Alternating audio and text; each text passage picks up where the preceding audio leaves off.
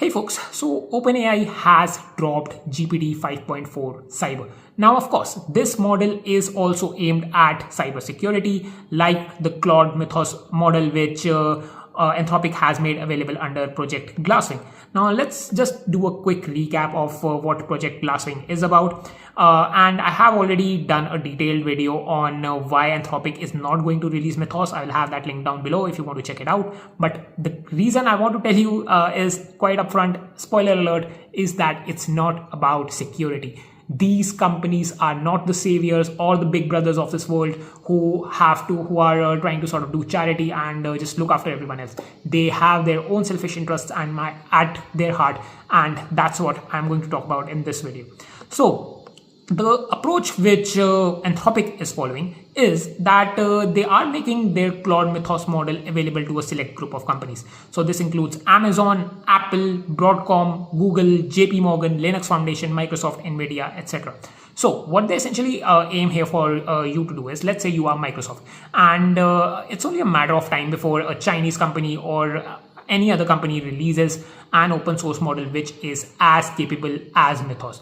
Now, there is going to be some time in that, and Anthropic expects you to use that time to run your source code. Let's say you are Microsoft, you take the Windows source code, or you take the source code of the Microsoft Edge browser, or any of the Microsoft Word applications like Word, Excel, PowerPoint, anything. You take their source code, you run it via the Claude Mythos model. If it discovers any vulnerabilities, you patch those.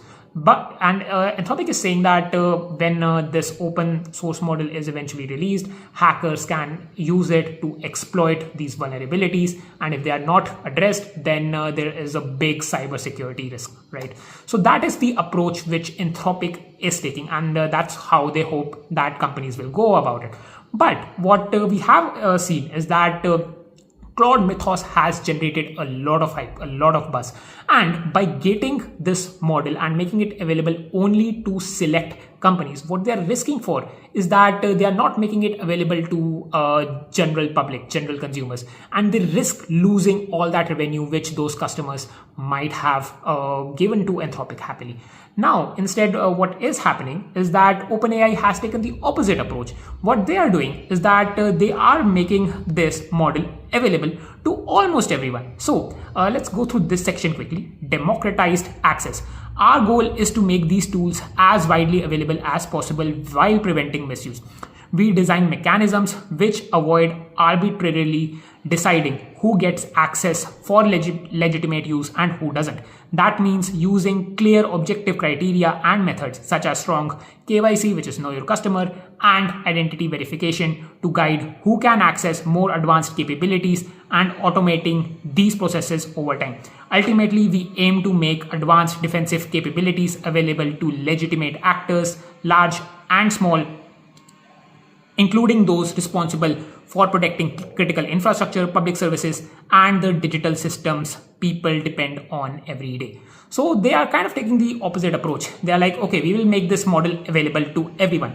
And as we will see that there are companies who are outside Project Glasswing who want to use the Claude Mythos model, but maybe they don't have access to this model. So what OpenAI is doing here is that they are doubling down on that hype. They are trying to take those enterprises who want access to the Claude Mythos model, but they are not part of Project Glasswing. So they are trying to address those. They're also trying to address the customers who want to try Claude Mythos. And they're saying, yeah, look, we have a model like GPT 5.4 Cyber, which is also just as powerful. We don't have the benchmarks yet, but OpenAI is claiming that it is powerful, that they have loosened the guardrails on this model, and that it will be able to discover vulnerabilities just like Claude Mythos. So that is the sentiment which both of these companies are trying to go after. I'll have everything linked down below. This is a long read, and a guy on Twitter actually did a good TLDR, and let's actually go through this. So the TLDR is that from this blog article is that OpenAI has launched GPT 5.4 Cyber, a model fine-tuned for defensive security with fewer refusal restrictions. And if you might remember, then OpenAI was also optimizing ChatGPT to feature an adult mode, which will also have fewer restrictions. So it's kind of like that. And actually that is what people on X were also discussing, that will this model also have an adult mode or something like that. But anyway, that is a separate discussion in itself. Let's move on. Then this model enables advanced workflows including binary reverse engineering and malware analysis. It scales the trusted access for cyber program to thousands of verified defenders and teams. It implements a tiered access system based on identity verification and trust signals. It focuses on democratized access for legitimate defenders while maintaining strict safeguards. And Anthropic reports that over 3,000 critical vulnerabilities have been fixed via codex securities to date.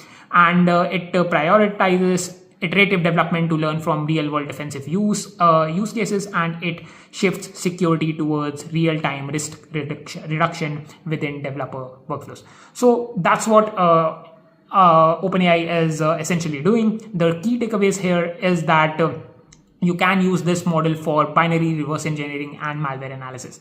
So again, both of these are aimed at cybersecurity, and this is not actually the first time which that OpenAI is taking such an approach.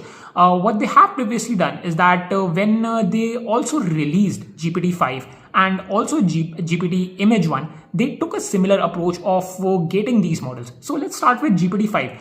When GPT-5 was released, you'll see here that streaming, and this is actually quite weird, quite bizarre, is that, let's say, so non-verified organizations use GPT-5 and GPT-5 mini can use. So if you are if you register as an organization on OpenAI, then you can use GPT-5 and GPT-5 models normally, but you can't stream them. You can generate a response using them, but you can't stream the response. So what we mean by streaming is that if you have this sentence, so I have been playing around with the GPT-5 model. So when you stream a response, then you get all those words as the models generate them. So you will get it so, then maybe I, then maybe have, then been, then playing, then around. So you get all these words one by one, and you are able to stream the response. That reduces the latency and it leads to a better user experience.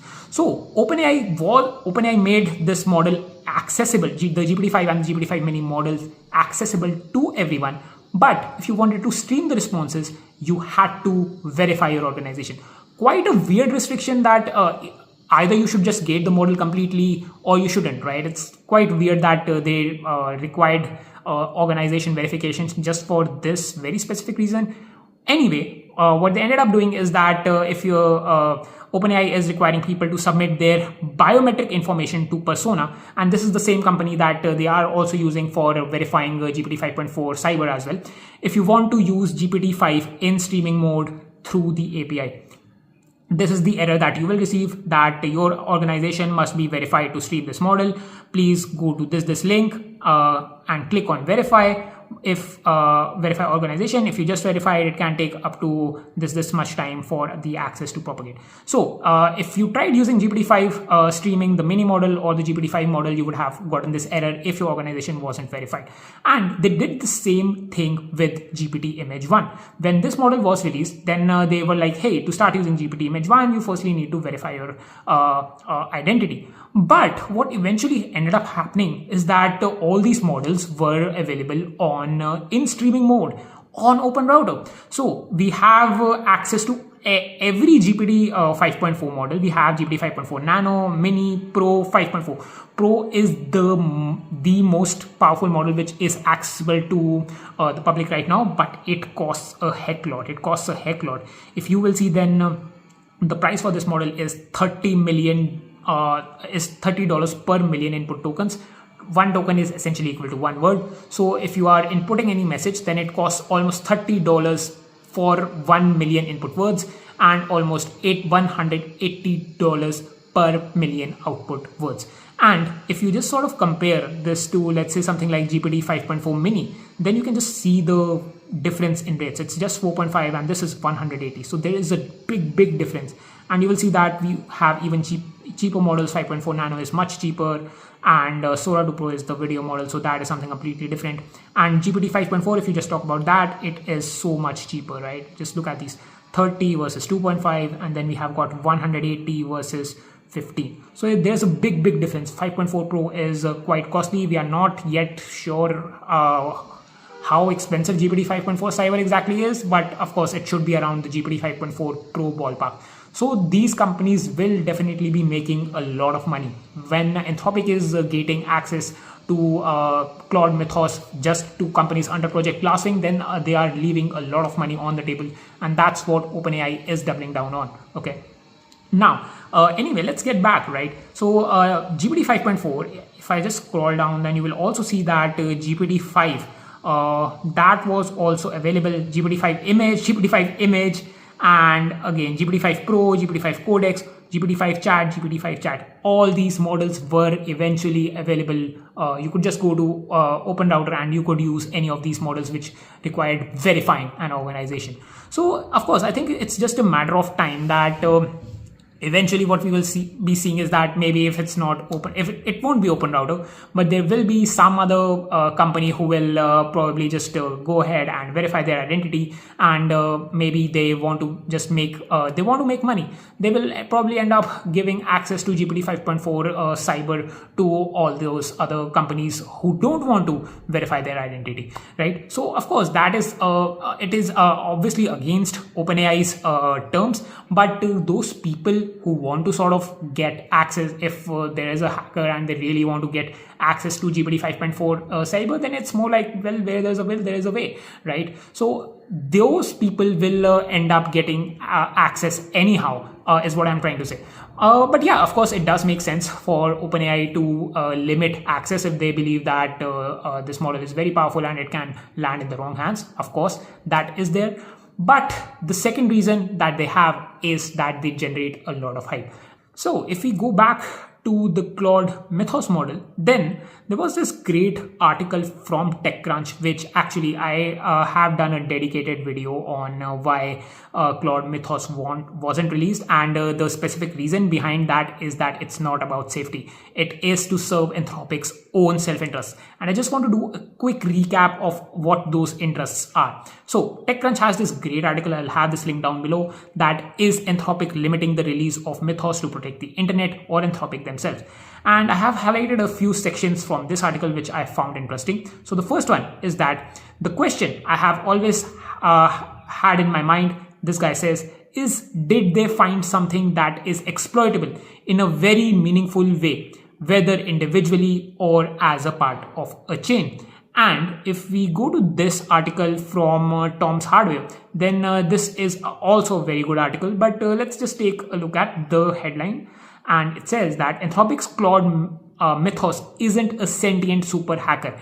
It is a sales pitch which claims of thousands of severe 0 days rely on just 198 manual reviews. Many of the thousands of bugs and vulnerabilities it found are in older software or are impossible to exploit.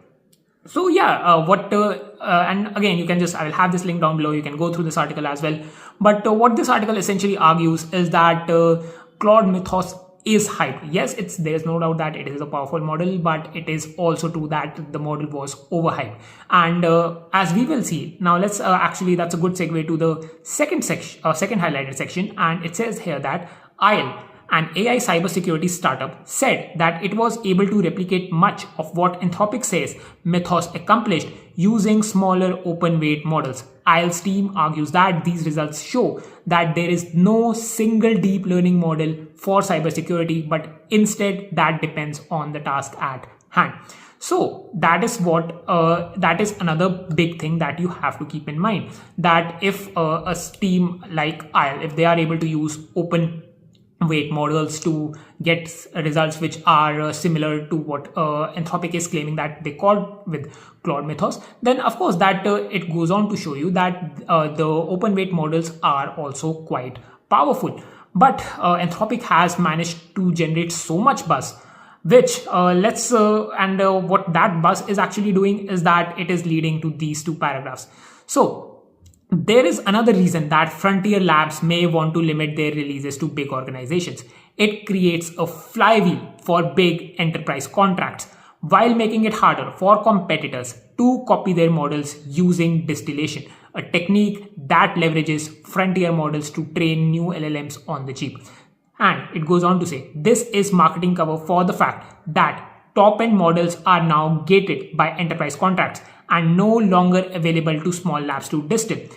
By the time you and I can use Mythos, there will be a new top-end revenue that is enterprise only. That treadmill keeps the enterprise dollars flowing, which is most of the dollars. So most of the revenue that these companies, whether it is OpenAI or whether it is Anthropic, most of their revenue comes from enterprise contracts and by relegating distillation companies to second rank. So what they are essentially mean is that a while back Anthropic alleged that companies like Kimi or the makers behind GLM, these companies were using outputs from the Claude Opus and Sonnet models to train their models. So they used that synthetic data which was generated using the Claude models to improve their models further, and then they ended up just open sourcing those models so that anyone can use them. So what they are trying to do here is that if you are, let's say, the CTO of a company and you have two options, right? You can either pay expensive dollars to a company like Anthropic and use their Opus or Sonnet models, which are quite expensive. And the second option that you have is that you can use models which are just as capable, maybe something like Kimi K2.5 or GLM5. You can use these models which are just as capable, but they are super affordable. What would you do? You would probably, if cost was a major deciding factor, then you would probably go ahead and use those Chinese models. Now what Anthropic is doing by gating all these models, by gating Claude Mythos, is that they are just trying to ensure that these Chinese companies don't get access to outputs from Claude Mythos. And what that will sort of just end up doing is that it will give Anthropic it will buy them more time. So these Chinese companies, they will eventually catch up to Anthropic's Claude Mythos model, but it will take them more time and more efforts, and that's what Anthropic is trying to do. And by just gating Claude Mythos, they are and just hyping cybersecurity a lot, they are also making all the companies or if they don't have if they're not companies who have public facing products, maybe they have a website or an app, and what they're worried about is that if someone gets access to a model which is as powerful as Claude Mythos, then these hackers can probably use that to exploit vulnerabilities in our code, and they might break into our systems, take away our information, and they can misuse them. So that's what all these companies who are not a part of Project Glasswing are worried about. So which also brings us to this article, which is that crypto firms seek access to Anthropic's Mythos while shoring up defenses. And again, this article is more specific that companies that we are seeing, crypto companies like Coinbase, Binance, seek Anthropic Mythos access as crypto firms brace for AI security threats. So now that Anthropic has this lead over these Chinese companies, what will end up happening is that these companies earlier, they might have used some Chinese models, but now that the hype is so evident, and also that there is no Chinese model or no open source model which is as capable as Mythos, then they are sort of worried that hackers can exploit vulnerabilities in their code, like I told you. And of course, there is the risk losing a lot of reputation, a lot of brand image, a lot of money, and they just want to take the more cautious approach. And well, how do you do that? Well, you pay either OpenAI or you either request Anthropic to include you in the Project Glasswing program. You pay money to them so that you are able to ensure that your systems are secure. So that is the approach which Anthropic is taking, is that they have generated a lot of hype, but currently it is not, they are not making, and I actually pulled up this article as well, which says that the US Treasury also wants to get a good look at Anthropic's Mythos model. Anthropic's relationship with the US government is complicated because of the things which happened with the Department of War. I also did a video on that, and you will be able to find that somewhere down here. I'll have this link down below. So yeah, it's the Anthropic controversy, how they were also labeled as supply chain risk, etc.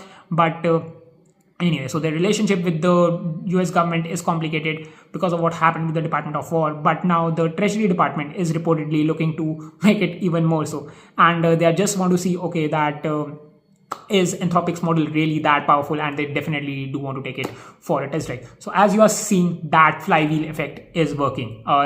companies outside of Project Glassing, they also want to have access to this Mythos model. They want to run their source code for their apps, websites, or whatever they software they have through the Mythos model and ensure that there are no vulnerabilities. But like we saw that it's not just about it is just not about security. It is not completely about cybersecurity. This is a brilliant tactic from Anthropic to get those enterprise dollars in. So they are kind of like hitting two birds with one stone, right? They are limiting competition from those Chinese companies, and at the same time they are also securing those dollars. And because of what all happened with the Department of War, they are doubling down on their safety image, that yes, they are a company who prioritize safety. That is the very reason that they did not partner with the Department of War, because Department of War was saying that we want unrestricted access to your Claude models so that we can use those for autonomous weapons. But Anthropic was like, no, we won't allow that.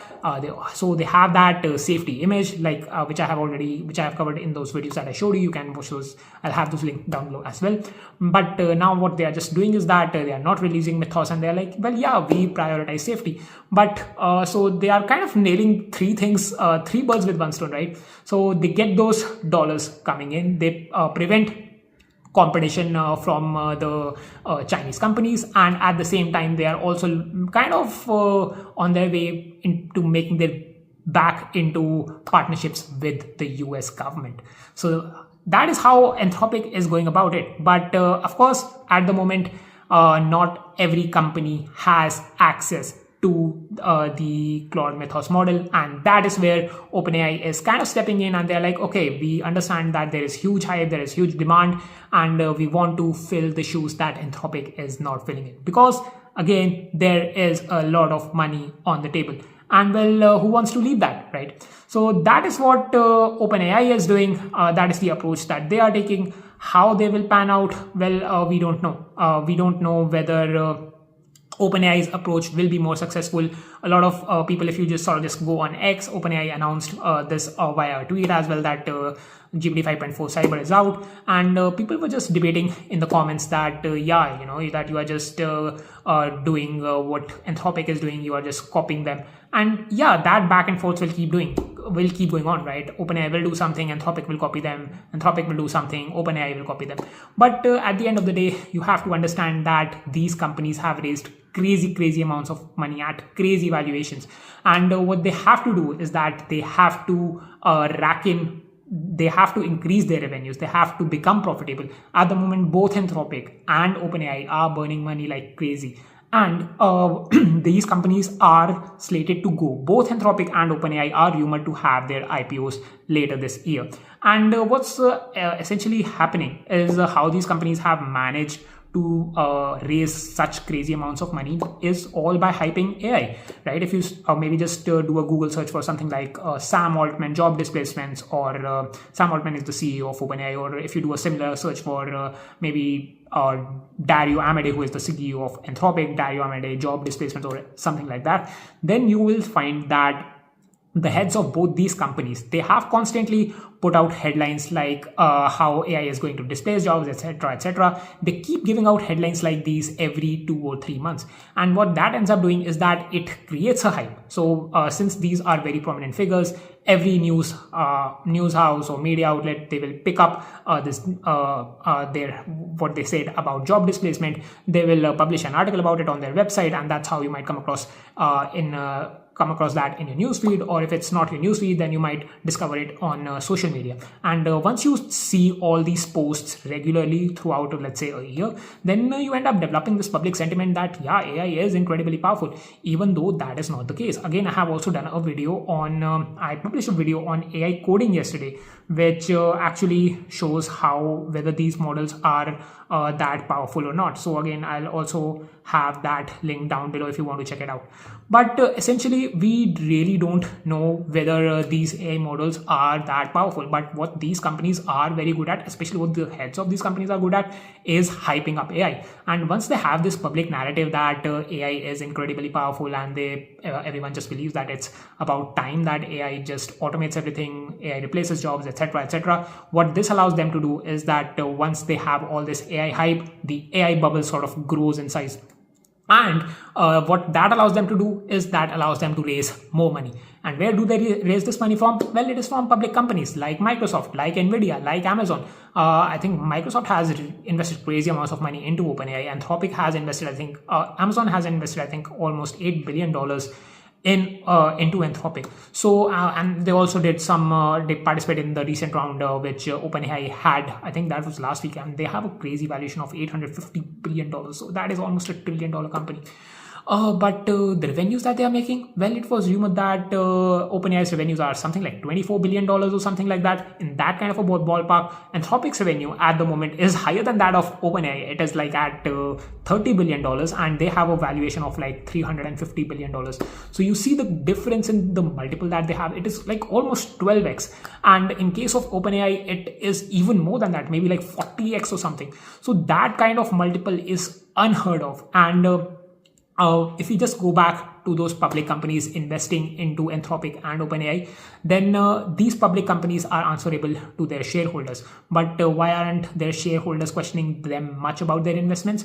Well, it is because AI is hyped so much that their investors don't, that the shareholders don't mind these companies investing so much into OpenAI or Anthropic. They sort of just get away with it. And the other thing which we are seeing is what we call as circular financings. So what happens in circular financing is that let's say I am Nvidia and you are OpenAI. So I give you maybe let's say $100 billion, and this kind of happened recently that Nvidia participated in the latest funding round for OpenAI, and they invested a bunch of money. And what ends up happening is that I give you that money, and OpenAI gives that money back to Nvidia by placing a big order of GPUs from them. So I gave money to OpenAI, OpenAI gave that money back to me. That's what we call as circular financing. So the money that I gave you came back to me. And what that ends up doing is that what the Nvidia shareholders will just see, oh wow, Nvidia's revenue just increased by this much through this quarter.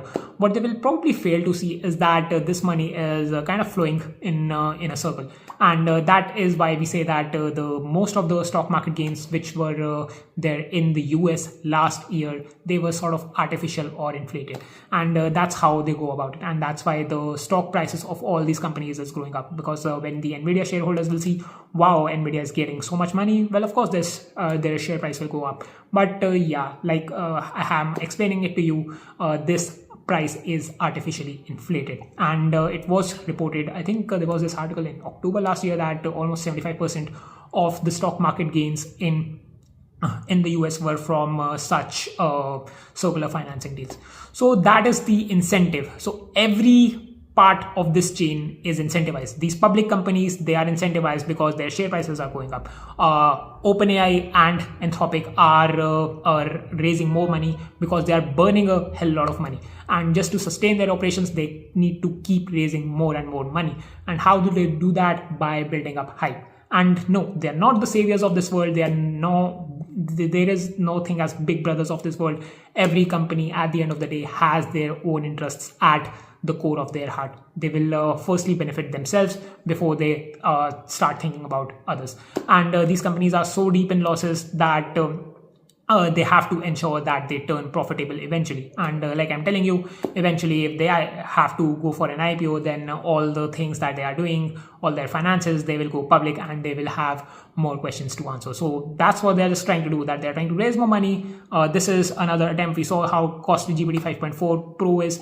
And if you will go through that last video that I was telling you about, that I did on Anthropic, you will find that Claude Mythos found a vulnerability in an old software which was called as OpenBSD. And how much did it cost to discover that vulnerability?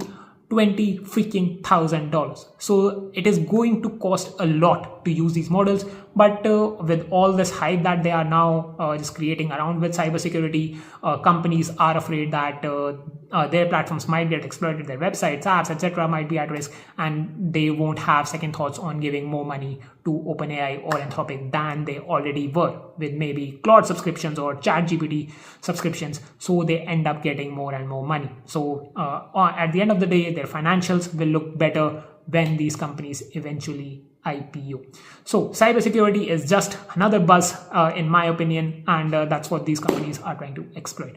So yeah, that's about it. That's hopefully you get an idea about how this story is evolving, how these companies are using cybersecurity as yet another hype to sort of get in more revenue so that their financials can look better. And like I explained, every part of this chain, whether it is public companies like Microsoft who are investing into OpenAI, or whether it is OpenAI themselves, everyone has something at stake, which is why they are doing things, right? So hopefully that gives you a better idea, a better picture, and hopefully you can use all this info to sort of have a better mindset and make better decisions. That's all I have from my side. I hope you found this video helpful. If that was the case, then make sure you subscribe to this channel, like this video for more such so that it spreads to more people. And you know the drill: like, subscribe, follow, comment, etc., etc. And I'll see you guys in the next one. Peace.